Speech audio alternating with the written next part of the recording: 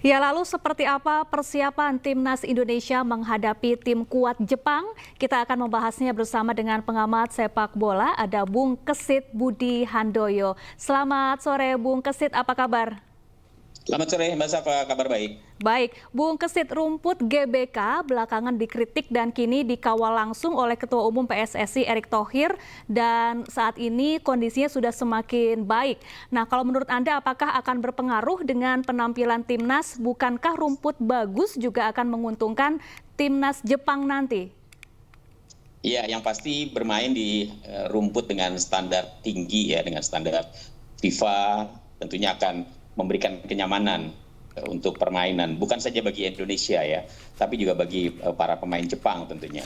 Apalagi kalau kita lihat bagaimana kesiapan dari Stadion Gelora Bung Karno menghadapi laga Indonesia-Jepang ya, rumputnya saya lihat juga sudah begitu oke, sudah begitu baik dibandingkan dengan pertandingan sebelumnya ya. Jadi artinya bahwa dari sisi sarana, dari sisi prasarana Indonesia tampaknya memang jauh lebih siap untuk menghadapi pertandingan melawan Jepang. Dan mudah-mudahan aja dengan rumput yang lebih bagus, dengan rumput yang lebih mulus gitu ya, permainan akan lebih enak untuk disaksikan gitu. Dan harapannya tentu Indonesia akan bisa memanfaatkan kesempatan menjamu Jepang dengan kemenangan. Itu kan harapannya dari masyarakat Indonesia, walaupun nggak gampang memang untuk bisa menaklukkan Jepang, begitu. Baik, kita tinggalkan soal rumput, Bung Kesit. Ini Kevin Dix sudah mengikuti prosesi warga negara Indonesia.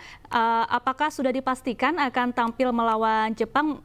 Kita masih menunggu kabarnya. Dan Iya. Sintayong akan menempatkannya di posisi mana nih kira-kira? Apakah akan ada di posisi belakang lagi?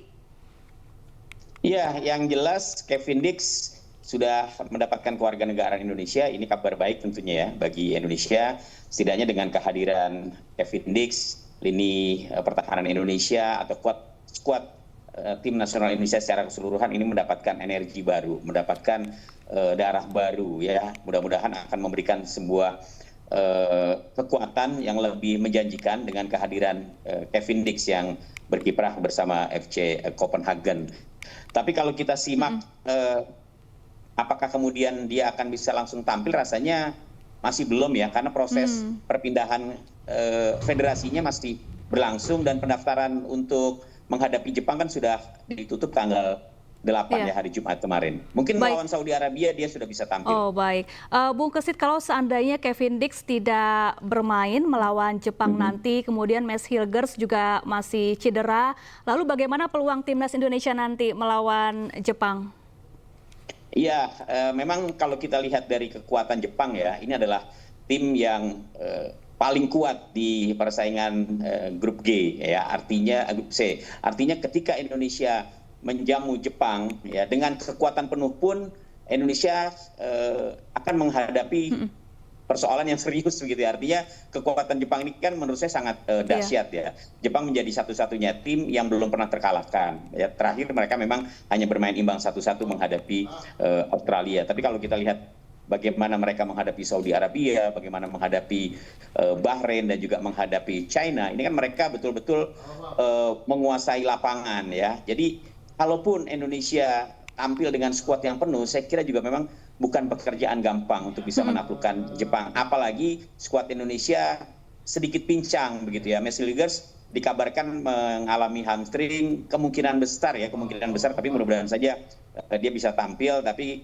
sepertinya dia mungkin bakal absen menghadapi Jepang begitu. Baik, Bung Kesit, kita kan punya banyak back bagus nih, ada Jay Izzes, Ya. kemudian Mads Hilgers dan Kevin Dix yang belum tentu akan bermain melawan Jepang. Terus kita juga masih punya Rizky Ridho. Kira-kira ini akan diramu bagaimana nih sebaiknya? Apakah tidak terlalu banyak pemain di posisi belakang?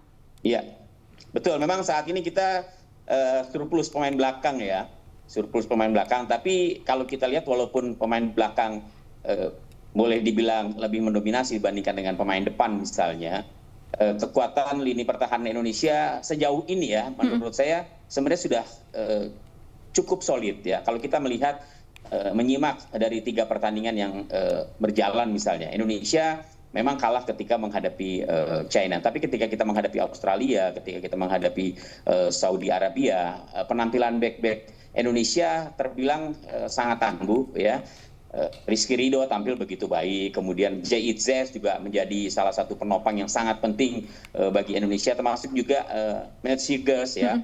Walaupun dalam pertandingan terakhir Matt Sieger's sedikit tidak tampil begitu optimal, tapi dengan kehadiran Hilgers setidaknya lini pertahanan Indonesia ini memiliki banyak opsi begitu ya. Sintayong memiliki banyak opsi untuk bisa memilih siapa pemain yang lebih pas untuk bisa diturunkan. Masih ada juga Justin Hapner yang diharapkan juga sudah bisa tampil kembali setelah cedera dan absen dalam 2 pertandingan terakhir tim nasional Indonesia.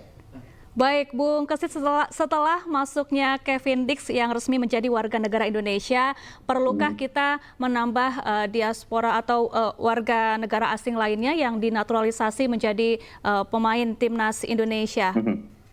Iya, kalau kita mendengar dari keterangan yang disampaikan oleh Pak Erick Thohir ya, Ketua Umum PSSI dalam berbagai kesempatan, dia kan memang belum berhenti untuk berburu ya pemain-pemain naturalisasi, pemain-pemain yang memiliki darah Indonesia yang berkiprah di luar negeri ya. Dan saya pikir rasanya sih masih akan terus dilakukan ya, naturalisasi, merekrut pemain-pemain yang berdarah Indonesia yang berkiprah di luar negeri masih akan terus berjalan, karena saat ini kalau kita simak juga di lini depan terutama kita kan masih kekurangan ya, masih kekurangan pemain, walaupun kita memiliki Rafael Struijk, kemudian juga sudah hadir misalnya Emiliano Reinders ya. Ini kan masih kurang gitu. Lini depan kita memang masih butuh untuk bisa mendapatkan tenaga baru, dan tampaknya ini akan masih terus dikejar oleh PSSI ya untuk bisa mendapatkan pemain-pemain depan